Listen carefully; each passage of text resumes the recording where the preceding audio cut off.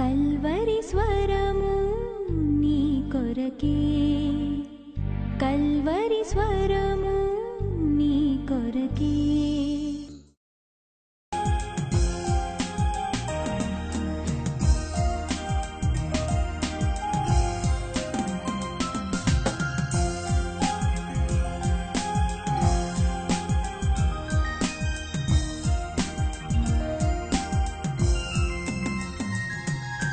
నిన్ను చూసే కన్నులు నాకు ఇమ్మయ్యా, నిన్ను పిలిచే పెదవులు ఇమ్ము యేసయ్యా.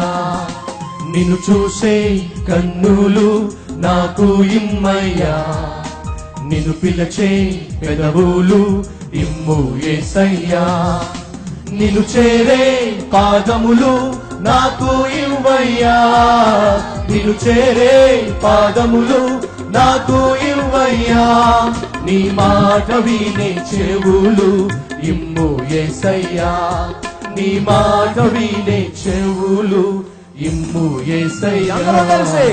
నిన్ను చూసే కన్నులు నాకు ఇవ్వయ్యా, నిన్ను పిలిచే పెదవులు ఇమ్ము యేసయ్యా. నిన్ను చూసే కన్నులు నాకు ఇవ్వయ్యా, నిన్ను పిలిచే పెదవులు ఇమ్ము యేసయ్యా. మొదటిసారి పాడుతున్నప్పుడు జాగ్రత్తగా వినండి, రెండవసారి పాడుతున్నప్పుడు దయచేసి అనుసరించండి, కలిసి పాడండి.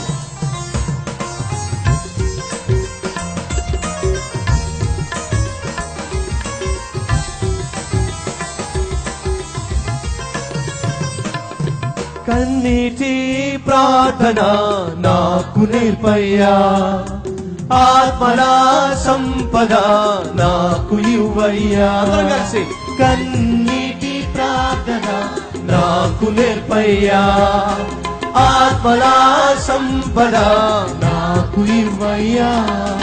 నీ కొరకే జీవించే సాక్షిగా మార్చయ్యా, నాలోనే నిన్ను చూపే మాదిరి ఇవ్వయ్యా.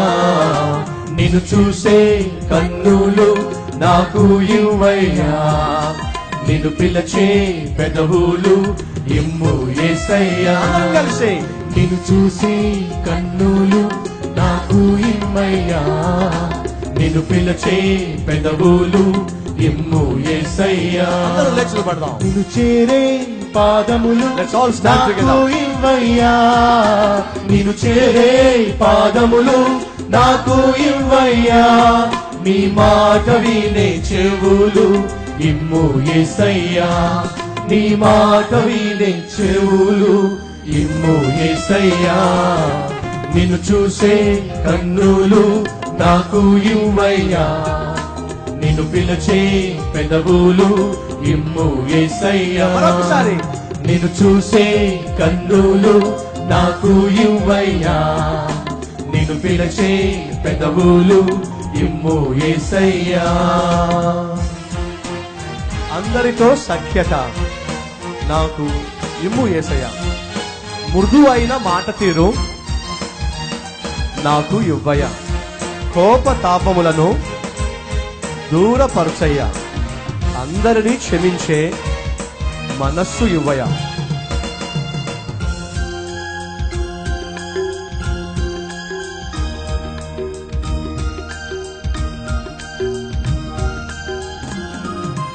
అందరితో సఖ్యత ఇమ్ము యేసయ్యా, మృదువైన మాట తీరు నాకు నేర్పయ్యా. అందరం కలిసి అందరితో సత్యత ఇమ్ము యేసయ్యా, మృదువైన మాట తీరు నాకు ఇవ్వయ్యా.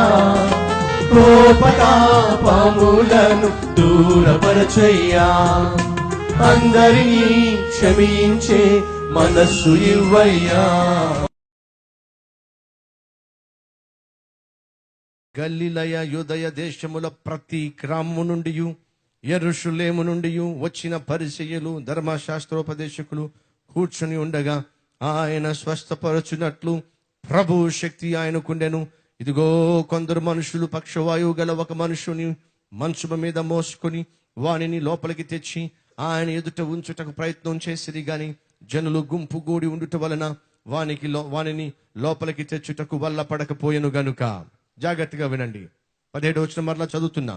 ఒకనాడు ఆయన బోధించుచూ ఉండగా గలిలయ యూదయ దేశములో ప్రతి గ్రామము నుండి గలిలయ యూదయ దేశము నుండి ప్రతి గ్రామము నుండి అలాగే యెరూషలేము నుండి పరిసయ్యులు, ధర్మశాస్త్రోపదేశకులు, అలాగే అనేక మంది ప్రజలు వచ్చి యేసు దగ్గరకు వచ్చారు. ఆయన ఏం బోధిస్తాడో చూద్దాం. యేసు వచ్చాడట, క్రొత్త బోధలు చేస్తున్నాడట, ఆశ్చర్య కార్యాలు చేస్తున్నాడట, ఇంతకు ముందు ఎన్నడూ మనం చూడనటువంటి అద్భుతాలు చేస్తున్నాడట, దేవుని రాజ్యమును గూర్చిన శ్రేష్టమైన సంగతులు బోధిస్తున్నాడట. ఆయన బోధకు శాస్త్రులు, ధర్మశాస్త్రోపదేశకులు, పరిసయ్యులు కూడా ఆశ్చర్యపడిపోతున్నారట. ఎవరు కూడా ఆయనను ఎదిరించలేకపోతున్నారట, ఎవరు కూడా ఆయనను బెదిరించలేకపోతున్నారట. ఆయన బహు అధికారము కలిగి వాక్యాన్ని బోధిస్తున్నాడట. చూద్దాం రండి అని చెప్పి ఆ ప్రాంతంలో ఉన్న ప్రజలు, ప్రాంతంలో ఉన్న పరిసయ్యులు, ప్రాంతంలో ఉన్న ధర్మశాస్త్ర ఉపదేశకులు వాళ్ళందరూ కూడా అక్కడికి వచ్చేశారు. ప్రదేశంలో ఆ ప్రాంతంలో ఉన్న ప్రజలందరూ యేసు వచ్చాడు అనే మాట విని పరుగులు తీస్తున్నారు. అలా పరుగులు తీస్తూ ఒక వ్యక్తిని చూసుంటారు.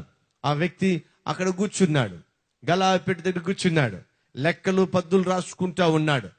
అని అడుగుంటారు, ఒక పిచ్చోడా, యేసు వచ్చాడటరా, ఊరు వాడ అందరూ కూడా పరుగులు తీస్తున్నారు ఆయన చూడాలని, పరుగులు తీస్తున్నారు ఆయన మాట వినాలని, పరుగులు తీస్తున్నారు ఆయన చేసే అద్భుతాలు స్వతంత్రించుకోవాలని. నువ్వు కూడా రా అని అంటే ఆ గల్లాపేట దగ్గర కూర్చున్న వ్యక్తి అనుంటాడు, నేను రాను.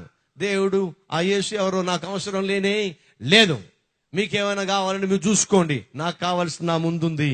ఏమిటి? ఈ గల్లాపెట్టి. నా డబ్బు పెట్టి నా దగ్గర ఉన్నది, నా ఉద్యోగం నాతో ఉంది, నా వ్యాపారం నాకుంది, నా వృత్తి నాకుంది, నా పని నాకుంది. పని పాట లేని మీరు వెళ్ళి ఆ యేసుని కలుసుకొని పండి అని ఉంటాడు. యేసుక్రీస్తు బోధించడం చాలించిన తర్వాత, యేసుక్రీస్తు చేయవలసిన అద్భుతము చేసిన తర్వాత ఆయన నడుచుకుంటూ ఊరు దగ్గర, ఇప్పుడు చూద్దాం రండి 27వ వచనము. అటు పిమ్మట ఆయన బయలుదేరి లేవి అను ఒక సుంకపు మెట్టునొద్ద కూర్చుని ఉండుట చూచి ఊరంతా ఆయన దగ్గరకు వచ్చేసింది. ఎవరు అక్కడ లేరు, కానీ ఒక్కడు మాత్రము, నాకు యేసు అవసరం లేదు, నాకు ఆయనతో పని లేదు, నా పని నాకుంది అని చెప్పి మొరాయించుకుని కూర్చున్నాడు ఒకడు. అక్కడే కూర్చున్నాడు. యేసుక్రీస్తు ఎక్కడికి వచ్చాడు? నాకు యేసుక్రీస్తు అవసరంలా, కావలసిన వాళ్ళు వెళ్ళి చూసుకోండి, కావలసిన వాళ్ళు వెళ్ళి కలుసుకోండి, నాకు కావలసింది నాకుంది అని చెప్పి ఆ మెట్టు దగ్గర కూర్చున్న వ్యక్తి దగ్గరకు యేసయ్య వచ్చాడు. అతన్ని చూశాడు. జాగ్రత్తగా వినండి. ఎవరి దగ్గరికి వచ్చాడు? యేసు నాకు అవసరము లేదు, ఆయనతో నాకు పని లేదు, ఆయనతో ఎటువంటి సంబంధము లేదు అని అక్కడ కూర్చున్న వ్యక్తి దగ్గరకు యేసయ్య వచ్చేసాడు. వచ్చి ఆ వ్యక్తిని చూశాడు. నేను యేసుక్రీస్తు అనేక అద్భుతాలు చేయడం నేను చూశా కానీ, అనేక అద్భుతాలు చూసినప్పుడు ఆశ్చర్యం అనిపిస్తుంది కానీ, చచ్చిపోయిన లాజరును చూసి లాజరు బయటికి రా అని అంటే చచ్చిపోయిన శవం కూడా యేసయ్య మాట విని బయటకు వచ్చింది. అది నాకు పెద్ద అద్భుతం అనిపించలేదు. కానీ ఊరు వాడ ప్రభు దగ్గరకు వెళ్తే నాకు ఆ ప్రభు అవసరం లేదు, నాకు ఈ డబ్బే కావాలి అని చెప్పి కూర్చున్న వాని దగ్గరకు యేసయ్య వచ్చి అతన్ని చూసి, మరి ఏమైందో తెలియదండి, అక్కడ కూర్చున్న వ్యక్తిని చూశాడు, కళ్ళల్లోకి కళ్ళు పెట్టి చూశాడు. నీవు నన్ను వెంబడించు అని వెళ్ళిపోయాడు. ఊరంతా వచ్చి చెప్పుకుంటుంది, రారా బాబు, ఎంతకాలం ఇక్కడ కూర్చుంటావు, ఎంతకాలం అక్రమంగా సంపాదిస్తూ ఉంటావు. సుంకర్లు అంటే ఆ రోజుల్లో బహునీచమైన మనుషులు, బహుఘోరమైన పాపిష్టి వాళ్ళు. అందుకే యేసుక్రీస్తు భోజనం చేస్తున్నప్పుడు ఏమన్నారో తెలుసా? ఏమిటి యేసుక్రీస్తు దేవుని కుమారుడు అని చెప్పి అంటున్నాడు? సుంకర్లతోనూ, ఆ తర్వాత ఏమిటి? పాపులతోనూ అని అర్థం ఏమిటి? పాపుల కన్నా ఫస్ట్ ర్యాంక్ వాళ్ళు సుంకర్లు. మరొక సందర్భంలో ఏమన్నా తెలుసా? సుంకరులను, వేశ్యలను మొదట పరలోకానికి వస్తారు. అంటే వేశ్యలకున్న నీచమైన పేరు కన్నా నీచమైన పేరు గల వాళ్ళు సుంకర్లు. అటువంటి నీచాతి నీచమైన స్థితి కలిగిన వ్యక్తి అక్కడ కూర్చున్నాడు. ఆ వ్యక్తి దగ్గరకు యేసుక్రీస్తు వచ్చి ఆయన చూసి, నువ్వు కళ్ళల్లో కళ్ళు పెట్టి చూసి, నువ్వు నన్ను వెంబడించు అని వెళ్ళిపోయాడండి. ఏమైందో ఏమిటో తెలియదు. ఆ బ్రదర్ యేసును చూశాడు. నువ్వు నన్ను వెంబడించు అన్న మాట విన్నాడు. నెమ్మదిగా లేచాడు. అంతే. ఆ గల్లా పెట్టులో ఎంత డబ్బుందో నాకు అవసరంలా, ఎంతమంది అప్పు ఉన్నారో నాకు అవసరంలా, ఎంతమంది ఇవ్వాలో నాకు అవసరంలా, ఎంతమందికి నేను ఇవ్వాలో నాకు అవసరంలా, ఇక నా పాత జీవితంతో నాకు సంబంధము అవసరంలా. ఒక అద్భుతమైన పిలుపు వచ్చింది. ఏమిటి ఆ పిలుపు అంటే, నన్ను సృష్టించిన సృష్టికర్త వచ్చి తనను వెంబడించమని అన్నాడు. అంతకంటే నా జీవితంలో గొప్ప పని ఇంకొకటి లేదు. యేసు రమ్మన్నాడటండి. లే, నన్ను వెంబడించు అన్నాడటండి. ఆ వ్యక్తి వెంటనే లేచాడటండి. ఓ గొప్ప భక్తుడు అంటాడు, ఏమని తెలుసా, బైబిల్లో నేను చూసిన అన్ని అద్భుతాల కంటే ఒక డబ్బు పిచ్చి గలవాడు ఆ డబ్బు పెట్టిని విడిచిపెట్టి యేసును వెంబడించడం కంటే గొప్ప అద్భుతం మరొకటి లేనే లేదు. అటువంటి అద్భుతమే ఈ లేవి జీవితంలో జరిగింది. అతడు లేచట యేసును వెంబడించాడట. తనకున్న వ్యాపారాన్ని విడిచిపెట్టాడు, వృత్తిని విడిచిపెట్టాడు, డబ్బును విడిచిపెట్టాడు, గబ్బు జీవితాన్ని విడిచిపెట్టాడు, యేసును వెంబడించాడు. అలా వెంబడిస్తున్నప్పుడట అతడు పద్దులు రాసుకుంటూ ఉన్నాడట, లెక్కలు రాసుకుంటూ. సుంకపు గుత్తదారులు చేసే పని ఏంటంటే, ఎవడెంత సుంకం కట్టాలి, ఎవడంత ట్యాక్స్ కట్టాలి, అందులో మనం ఎంత కొట్టాలి, ఇదే పని, లెక్కలు చేసుకుంటూ పని. ఆ లెక్కలు రాసుకుంటూ ఉన్న వ్యక్తిని యేసయ్య చూసి ఏమన్నాడట, నన్ను వెంబడించో. That's it. ఆ మాట అన్నప్పుడు మన ఉద్యోగం సంగతి ఏమిటి, నా డబ్బు సంగతి ఏమిటి, నా బ్రతుకేమిటి, నా ఫ్యూచర్ ఏమిటి, నా కుటుంబాన్ని ఎవరు పోషిస్తారు, నా పిల్లల్ని ఎవరు చదివిస్తారు, ఇవన్నీ ఉన్నాయా? అందుకే చెప్తున్నా, యేసుక్రీస్తును వెంబడించాలంటే ఏముండాలి? గట్స్ ఉండాలి. యేసుక్రీస్తును వెంబడించాలంటే ఏముండాలి? తెగింపు ఉండాలి. యేసుక్రీస్తును వెంబడించాలంటే ఏముండాలి? ధైర్యం ఉండాలి. దేనికి ధైర్యము? దేన్నైనా విడిచిపెట్టడానికి ధైర్యము, దేన్నైనా విడిచిపెట్టడానికి కావలసినటువంటి తెగింపు. ఆ రోజట ఆ లేవి అనే సుంకరి అట యేసును వెంబడించడానికి లేచాడట. లేచి వెళ్తున్నాడట. అప్పుడట అన్నీ విడిచిపెట్టాడు గాని ఆ లేవి లెక్కలు రాసుకునే పెన్ను మాత్రం పొరపాటున తనతో పాటు తీసుకొచ్చేసాడట. ఏం తీసుకొచ్చాడట? పెన్ తెచ్చేశాడట. ఎప్పుడైతే ఆ పెన్ తెచ్చేశాడో ఆ పెన్ను అలాగే అతనితో పాటు ఉండిపోయిందట. ఆ పెన్నుతోనే మత్తయి సువార్త రాశాడట. ఎంత అద్భుతం అండి! ఇప్పుడు దాకా నేను చెప్పిన స్టోరీ ఎవరిదో తెలుసా అండి? నూతన నిబంధన గ్రంథం మనం తెరిచిన వెంటనే ఫస్ట్ కనిపించే సువార్త ఎవరిది? మత్తయి సువార్త. ఆ మత్తయి సువార్త రాసిన వాడే అక్కడ లేచి ధైర్యముతో మారు మాట పలకకుండా, ఎదురు చెప్పకుండా యేసును వెంబడించాడే. ఆ లేవి ఎవరో కాదండి, మత్తయి సువార్త రాసిన ఆయన గొప్ప భక్తుడు, యేసుక్రీస్తు శిష్యులలో ఒకడు. ఎంత అద్భుతం! ఈరోజు అడుగుతున్నా, యేసు నిన్ను పిలిస్తే, యేసు నిన్ను రమ్మంటే, ఆయన సేవకు నిన్ను పిలిస్తే గట్స్ ఉన్నాయా? ఉన్న ఉద్యోగాన్ని విడిచిపెట్టడానికి, ఉన్న సమస్తాన్ని విడిచిపెట్టడానికి, ఆయన్నే వెంబడించడానికి మనకు ధైర్యం ఉందా? అబ్రహాము ధైర్యం గలవాడు, అబ్రహాము దమ్ము గలవాడు, అబ్రహాము గట్స్ గలవాడు. దేనికి? తనకున్న ప్రదేశాన్ని విడిచిపెట్టడానికి.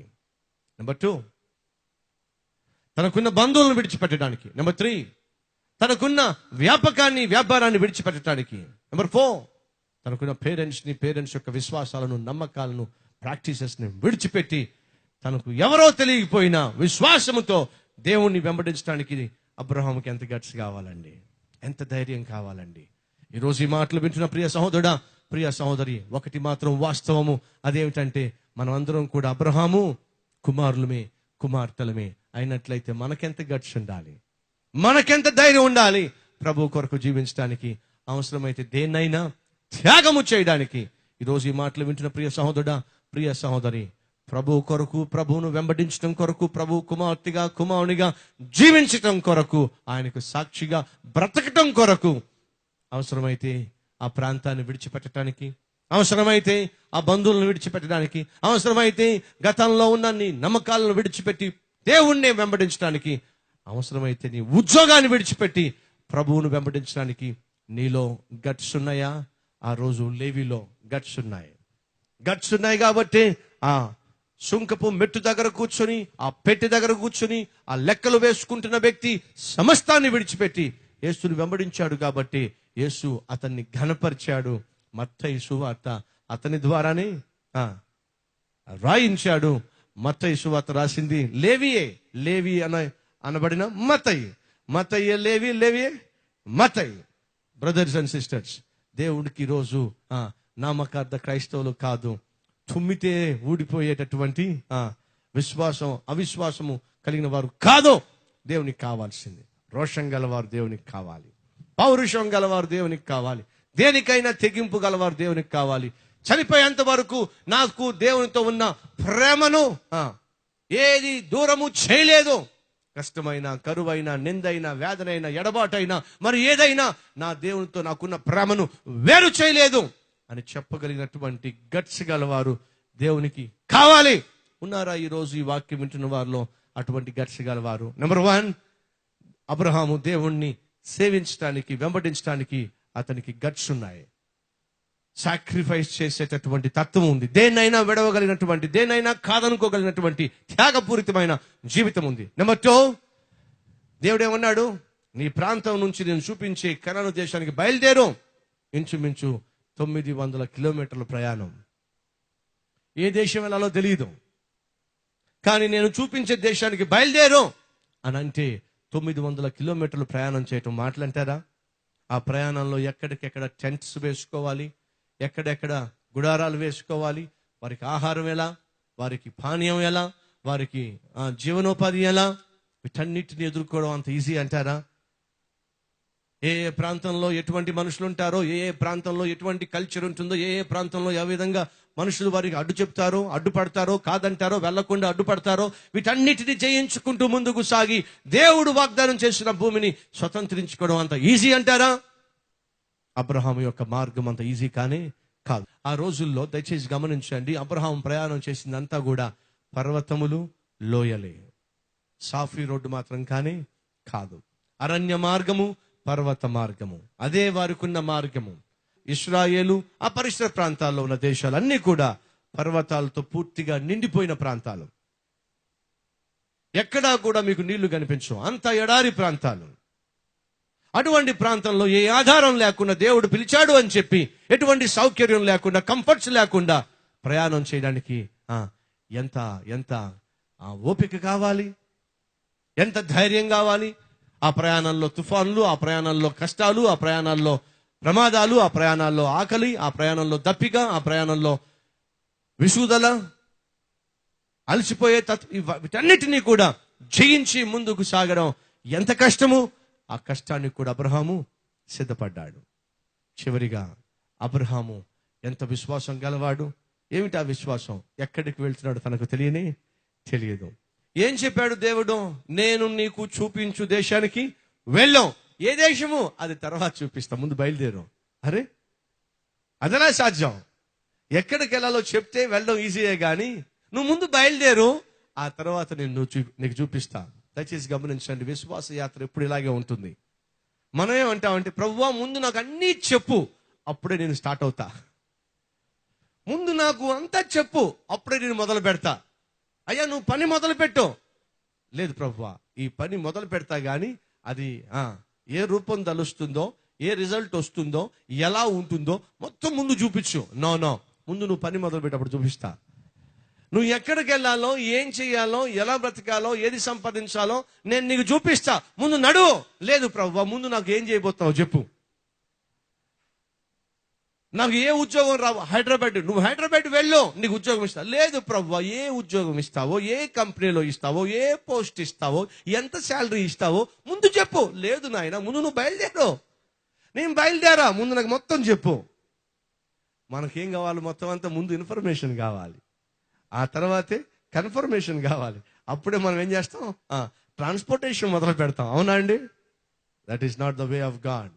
అది దేవుని యొక్క విధానం కానీ కాదు. ముందు నువ్వు బయలుదేరావు, అప్పుడు నువ్వు ఎక్కడికి వెళ్ళాలో నేను చెప్తా. మన తత్వం ఎలా ఉంటుందంటే, టార్చ్ లైట్ చేతిలో పట్టుకున్నాం, టార్చ్ లైట్ చేతిలో పట్టుకొని ఏ ఊరు వెళ్ళాలనుకుంటున్నామో ఆ ఊరుకు ముందే వేస్తాం. ఇక్కడ నుంచి టార్చ్ లైట్ వేస్తాం. ఆ ఊరు కనపట్లా, ప్రభువా నేను వెళ్ళే ఊరు కనపట్లా, కాబట్టి నేను ఇంట్లోనే కూర్చుంటావా? మరి ఏం చేస్తావు? టార్చ్ లైట్ నీ చేతిలో ఉంది, నువ్వు ఒక ఊరు వెళ్ళాలి. ఇప్పుడు ఇక్కడ నుంచి ఆ ఊరికి మీదకు నువ్వు టార్చ్ లైట్ వేస్తే ఆ ఊరు కనపట్టలా అని చెప్పి ఇంట్లో కూర్చుంటావా? అప్పుడు నువ్వు కామన్ సెన్స్ వాడతావు. ఏమిటి ఆ కామన్ సెన్స్? నాకు ఇవ్వబడిన ఈ టార్చ్ లైట్ నా గమ్యాన్ని పూర్తిగా చూపించదు, గాని గమ్యానికి చేరడానికి ఒక్కొక్క అడుగుకు కావలసిన మార్గాన్ని, వెళ్తూరును చూపిస్తుంది. అదే దేవుడు చేస్తాడు. నీకు ముందు అన్ని చూపించడు, నీకు ముందు అన్ని చెప్పేయడు. అన్ని చెప్పేసి అన్ని చూపించేసి ఇప్పుడు పదా అంటే నువ్వేందయ్యా బోడి వెళ్ళేది? ఎవడైనా వెళ్ళగలడు. దానికి విశ్వాసం అవసరంలా. మొత్తం అన్ని చెప్పేసి అన్ని చూపించేసి రా నాయన అంటే వస్తాను నాయన అంటావు నువ్వు. అది గొప్ప విషయం కానీ కాదు. దేవుడు ఏం చేస్తాడు? నేనేం చేయబోతున్నానో, నేనేం చూపించబోతున్నానో, నువ్వు ఎక్కడికి వెళ్ళాలో అది ఇప్పుడు చెప్పను. మరి ఏం చేయాలి? నా మీద విశ్వాసం ఉంటే బయలుదేరు, లేకపోతే నువ్వు ఉన్న చోటే ఉండిపో. అబ్రహాముకు దేవుడు ఎక్కడికి వెళ్ళాలో చెప్పాడా? చెప్పలా. నేను నీకు చూపించు దేశానికి బయలుదేరు. ఏ దేశం నాయనా? అది తర్వాత చెప్తా. బయలుదేరు, కుమారుని తీసుకో, బయలుదేరు. ఎందుకని? నేను నీకు చూపించబోవు పర్వతం మీద. ఏ పర్వతము? అది తర్వాత చూపిస్తా. ముందు నీ కుమారుడితో బయలుదేరు. అబ్రహాం బయలుదేరా లేదా? బలి అప్పగించడానికి ముందే చెప్పేశాడు. అంతా ముందే చెప్పలా. ప్రియ సహోదరుడా, అంతా ముందే దేవుడు నాకు చెప్పేసేయాలి అనేటటువంటి జీవిత విధానం నుంచి నువ్వు బయటపడు. విశ్వాసంతో ముందుకు సాగే ప్రయత్నము నువ్వు చేయాల్సిందిగా ప్రభువు పేరట మనవి చేస్తున్నా. ఈ రోజు నీ జీవితంలో ఏం కాబోతుందో తెలియకపోవచ్చు, నీ భవిష్యత్తు ఏం కాబోతుందో తెలియకపోవచ్చు, ఏం జరగబోతుందో నీకు తెలియకపోవచ్చు, నీ వ్యాపారం ఏం కాబోతుందో నీకు తెలియకపోవచ్చు, ఈ ఉద్యోగం నీకు ఎక్కడొస్తుందో నీకు తెలియకపోవచ్చు, నువ్వు చేసుకునే భర్త, నువ్వు చేసుకునే భార్య ఎటువంటిదో నీకు తెలియకపోవచ్చు. కానీ నువ్వు దేవుని యందు విశ్వాసము కలవాడినట్లయితే, అది ఆయన చిత్తము అని తెలిస్తే ధైర్యంగా అడుగు ముందుకు వేసుకుంటూ ముందుకు సాగు. ఎందుకని? దేవుని చిత్తం అయితే దేవునికి తెలుసు నువ్వు ఎక్కడికి చేరాలో. ఆఫ్రికా దేశంలో ఉన్న అడవుల్లో తిరిగే జింకలు ఇంచుమించు 10 అడుగులు ఎత్తు ఎగరగలవట. ఎంత ఎత్తు ఎగరగలవండి? 10 అడుగులు ఎత్తు పైకి ఎగరగలం. అలా 10 అడుగులు ఎత్తు ఎగరగలిగిన జింకల్ని పట్టుకొని వాళ్ళు తీసుకొచ్చి జూలో పెట్టేస్తారు. అలా ఎగిరే జింకల్ని పట్టుకొని జూ పార్క్ లో పెడతారు. అలా జూ పార్క్ లో పెట్టి, ఇప్పుడు ఆ జింకలు ఆ జూ పార్క్ లో పెట్టినప్పుడు ఆ గోడపై నుంచి ఎగరకుండా ఉండాలంటే మీరే చెప్పాలి కామన్ సెన్స్ తో, ఎంత గోడ కట్టాలి వాళ్ళు చెప్పగలరా? అవునండి, 10 అడుగులు ఎగిరి వెళ్ళిపోతాయి కావాలంటే. అంత ఎత్తు ఎగరగలవు. అంత ఎత్తు ఎగరగలిగిన జింకల్ని కాపాడుకోవాలంటే వాళ్ళు ఎంత గోడ కట్టాలి? మాట్లాడరే. కనీసం 10 అడుగులు కట్టాలి కదా. వాళ్ళు 3 అడుగులు కడతారు అంతే. 3 అడుగులు గోడ కట్టి చుట్టూ కడతారు. ఒక్క జింక కూడా బయటికి వెళ్దాం. అదేమిటి? 10 అడుగులు ఎగరగలిగిన జింక 3 అడుగుల గోడ కడితే అది ఎందుకు ఊరికి పక్కకు వెళ్ళదు? ఎందుకు వెళ్ళదంటే జింకకు ఒక తత్వం ఉంది. ఏమిటి ఆ తత్వం అంటే, గోడ అవతల ఏముందో తనకు కనిపించకపోతే పొరపాటున అది గంతు వేయదు. అవతల ఏముందో తన కళ్ళకు కనిపించకపోతే అది ఉరికే ప్రయత్నం చేయదు. ఎందుకంటే అది చూసే ముందుకు వెళ్తుంది, చూడకపోతే వెళ్ళదు. వాస్తవం ఏంటి తెలుసా? అటుపక్క ఏమున్నా పర్వాలా, ఈ బంధకంలో ఉండడం కన్నా అవతలకు ఉరికేస్తే ఏదో బతకచ్చు అని చెప్పి ఉరికింది అనుకోండి, చక్కగా అది అడవిలోకి వెళ్ళిపోవచ్చు. కానీ వెళ్ళదు. ఆ బంధంలోనే, ఆ 4 గోడల మధ్యనే జీవితాంతం గడిపే ప్రయత్నం చేస్తుంది. చుట్టూ అడవి ఉంది, అయినా అది స్వేచ్ఛను కోరుకోదు. ఎందుకంటే తనకు అవతల ఏముందో కనిపించదు గనుక ఉరికే ప్రయత్నము చేయదు. ఎందుకని? అది కనిపిస్తేనే ప్రయత్నం చేస్తుంది, కనిపిస్తేనే ప్రయాణం చేస్తుంది. అది దాని జీవిత విధానం. ప్రియ సహోదరుడా, ప్రియ సహోదరి, అబ్రహాము జింక లాంటి వాడు కాదు. కనిపిస్తేనే ముందుకు వెళ్తాను, కనిపిస్తేనే ఉరుకులు వేస్తాను అనేవాడు కాదు. మరి అబ్రహాము విశ్వాసులకు తండ్రి. అతడు కనిపించకుండా, ఏమీ తెలియకుండా, ఎక్కడికి వెళ్తున్నాడో తెలియకుండా అబ్రహాము వెళ్ళినట్టుగా హెబ్రీయులకు రాసిన పత్రికలో మనం చూస్తాం. Can you turn your Bibles to Hebrews chapter 11, 11వ అధ్యాయం 8వ వచనం. అబ్రహాము పిలువబడినప్పుడు విశ్వాసమును బట్టి ఆ పిలుపునకు లోబడి తాను స్వాస్థ్యముగా పొందనై ఉన్న ప్రదేశమునకు బయలు వెళ్ళెను, మరియు ఎక్కడికి వెళ్ళవలెనో అది ఎరుగక బయలు వెళ్ళెను. ఎంత మంచి మాట అండి. ఎక్కడికి వెళ్తున్నాడో తెలియకుండానే బయలుదేరిపోయాడు. కారణము దేవుని పట్ల అతనుకున్న నమ్మకము, దేవుని పట్ల అతనుకున్న విశ్వాసము. నా దేవుడు నాకు తోడుగా ఉన్నాడు, నన్ను రమ్మంటున్నాడు, దానికోసం ఏ త్యాగానైనా నేను చేస్తా, ఆయనను విశ్వసిస్తా. నాకు కనిపించట్లేదు, ఏవి కూడా కనిపించకపోయినా దేవుని పట్ల నాకు నమ్మకము ఉంది. ఈరోజు నా సహోదరి, నా సహోదరుడా, నీ జీవితంలో జవాబు కనిపించటం లేదా? నీ ప్రార్థనకు జవాబు కనిపించటం లేదా? నీ ప్రయత్నానికి ప్రతిఫలము కనిపించటం లేదా? నీ కష్టానికి, నీ ప్రయాసకు ప్రతిఫలము కనిపించటం లేదా? ఎంత కష్టపడినా, ఎంత ప్రయాసపడినా, ఎంతగా రేయంబగళ్ళు ప్రయత్నాలు చేసినా ప్రతిఫలం కనబడక అల్లాడిపోతున్నావా? నువ్వు దేవుని బిడ్డవైతే విసుగు చెందకు. నీ కళ్ళతో నీ ప్రతిఫలం నువ్వు చూడలేకపోయినా, పడుతున్న కష్టానికి, చేస్తున్న ప్రయాసకు, ప్రయత్నానికి ప్రతిఫలము నువ్వు చూడలేకపోయినా విశ్వాసంతో ముందుకే సాగు. ఎప్పటి వరకు నువ్వు ప్రయత్నించాలి? నువ్వు దేని కొరకైతే ప్రయత్నిస్తున్నావో దాన్ని సాధించేంత వరకు నువ్వు ప్రయత్నం చేయాలి. ఎందుకయ్యా అంటే దేవుడు నీ ప్రయత్నాన్ని త్వరలో సఫలము చేయబోతున్నాడు. కాబట్టి కనిపించకపోయినా, జవాబు రాకపోయినా ప్రయత్నం చేయాల్సిందిగా, విశ్వాసంతో అడుగు ముందుకు వేయాల్సిందిగా ప్రభు పేరట మనవి చేస్తున్నా. అబ్రహాముకు కనిపించకపోయినా విశ్వాసంతో ముందుకు అడుగు వేశాడు.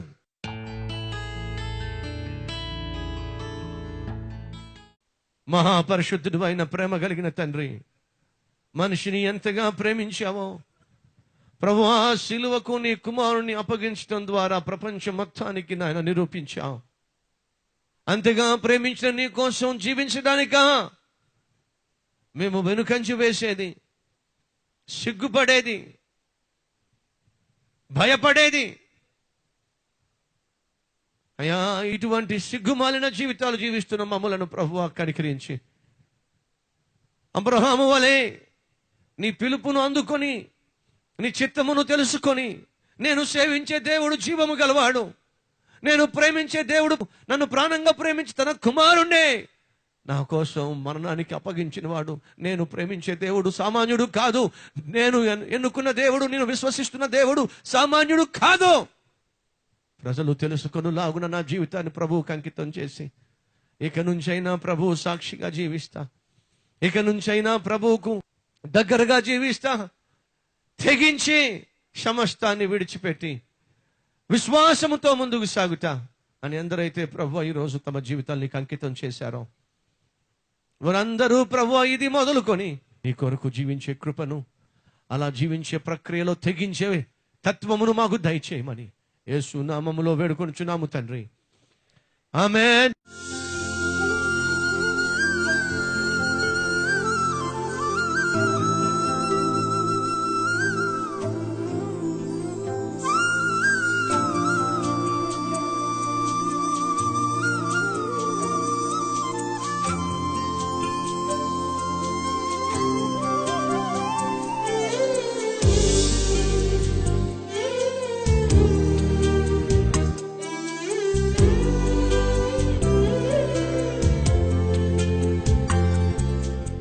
Address Calvary, post box number 30, Kukatpally, Hyderabad 72.